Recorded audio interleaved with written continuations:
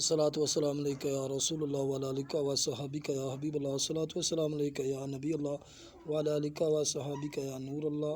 السلام علیکم ورحمۃ اللہ وبرکاتہ۔ منقول ہے کہ حضرت شیخ صالح محمد چنیا والے بزرگ جو کہ پاک رحمان مشاہی کے خلیفہ تھے، وہ اکثر پاک رحمان کی بارگاہ میں حاضر ہوتے، آپ سما کا شوق فرماتے تھے۔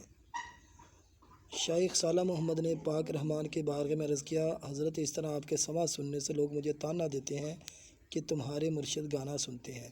حضرت پاک رحمان نے فرمایا کہ لوگ درویشوں کو ایسا ہی کہا کرتے ہیں۔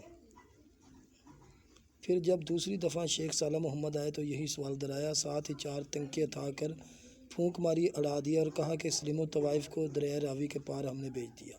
چنانچہ شیخ عبد الرحمن نے ایک پیالہ لے کر اس کو الٹا رکھ دیا، فرمایا کہ اب تم اس قابل نہیں کہ یہ فیض تمہارے پاس رہے، تمام فیض سلب کر لیا۔ لیکن شریف تواریخ میں ہے کہ پاک رحمان کے نواسے دولہ محمد زمان سلیم و طوائف کے ساتھ چنیا آئے تھے۔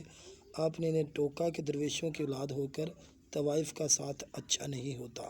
باغرض پیر زدگی وہ آپ سے ناراض ہو گئے اور فرمایا کہ صالح محمد ہم نے تمہارا چراغ گل کر دیا، چنانچہ فیض سلب ہو گیا، چننیا ویران ہو گیا۔ اسی پریشانی میں شیخ صالح محمد فوت ہوئے۔ شیخ صالح محمد کی وفات کے 10-12 سال بعد ان کا مرید الاول نامی ساکن ونڈالہ سندھواں جو کہ باہر گیا ہوا تھا، واپس اپنے مرشد کے دربار پر آیا تو دیکھا کوئی بھی مرید نہیں ہے، سب مریدین انہیں چھوڑ گئے ہیں، ویرانی پڑی ہے۔ اس نے اپنے مرشد کا فیض جاری کروانے کے لیے بیڑی شریف کا رخ کیا۔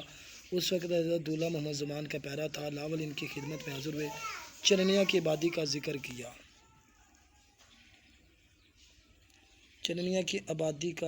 کیا۔ ہر روز چونکی کرتا، 12 برس برابر چونکی کی۔ ایک دن وہ جٹ کا روپ دھار کر ہاتھ میں لکڑی کی چھڑی لیے ہوئے صبح کے اذان کے وقت آپ کے پاس آیا۔ جب آپ دربار شریف کے سیڑھیوں پر بیٹھ کر عبادت کر رہے تھے، الاول نے آپ کو پیچھے سے چھڑی لگا کر کہا، آپ اچھے فقیر ہیں، میرے بیل چوری ہو گئے، یا تو میرے بیل دو یا اس کا سراغ بتا دو۔ تو آپ اٹھ کر اس کے ساتھ چل پڑے۔ جب آپ بیرونی ڈیوری پر آئے تو الاول قدموں میں گر گیا۔ اس وقت آپ بہت خوش ہوئے اور فرمایا، یہ اپنی زندگی بھی داؤ لگانے سے نہیں ڈرا۔ آپ نے فرمایا کہ مانگ۔ الاول کیا مانگتا ہے؟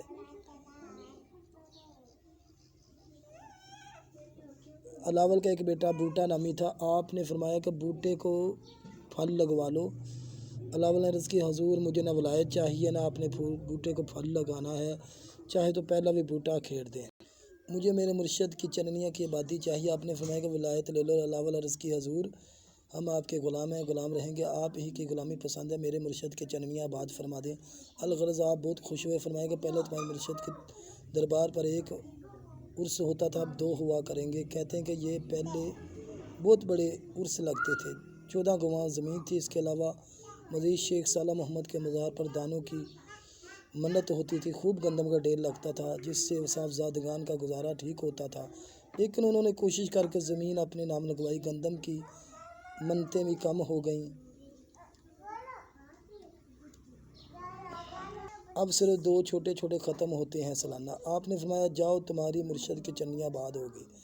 الاول نے عرض کی، کیا پتہ کہ وہاں چراغ روشن کرو، آپ یہاں سے پھونک مار کر بجھا دیں، آپ میرے ساتھ چلیں۔ چنانچہ آپ ما عقیدت مند چڑی نامی گھوڑی پر سوار ہو کر جب ایمن آباد آئے، مشرق کی جانب ٹھہرے تو الاول نے عرض کی، حضرت آپ آرام کریں، اپنی گھوڑی کو گھاس کھلائیں، میں آتا ہوں۔ فوراً چننیا گیا، وہاں جھاڑو دے کر صفائی کی اور بستہ لگوایا۔ واپس شیخ صالح محمد کے پڑپوتے میاں اعظم جو کہ مویشی چراتے ہوئے ملے۔ الاول نے عرض کی، آپ مویشی چھوڑ دیں، حضرت صاحب آئے ہیں، انہیں لے آئیں، اور ان کے گھوڑے کی باگ نہ چھوڑیں، خواہ حضرت جھڑکیں۔ چنانچہ آپ الاول کے ساتھ چننیا آئے، وہاں چراغ روشن کیے۔ اگرچہ فیض سلب ہو چکا تھا مگر مزار پر رونق تھی۔ چنانچہ دولہ محمد زمان نے میاں اعظم نشائی کو بیعت کیا، فرمایا کہ 1 بکرا اور 1 من آٹا عرس پر دیا کریں، ہر سال الاول کی اولاد لنگر تقسیم کیا کرے گی۔ الاول ضلع سیالکوٹ ونڈالہ سندھوا کے رہنے والے تھے، مگر وفات کے بعد اپنے مرشد شیخ صالح محمد کے قدموں کی طرف دفن ہوئے۔ علاول کے مزار پر گلاب پڑا رہتا ہے۔ ہر سال علاول کی اولاد اس کے موقع پر آتی رہی ہے، لنگر میں برابری حصہ بھی ڈالتی رہی ہے۔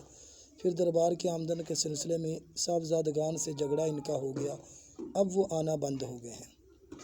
علاول قادری کا صرف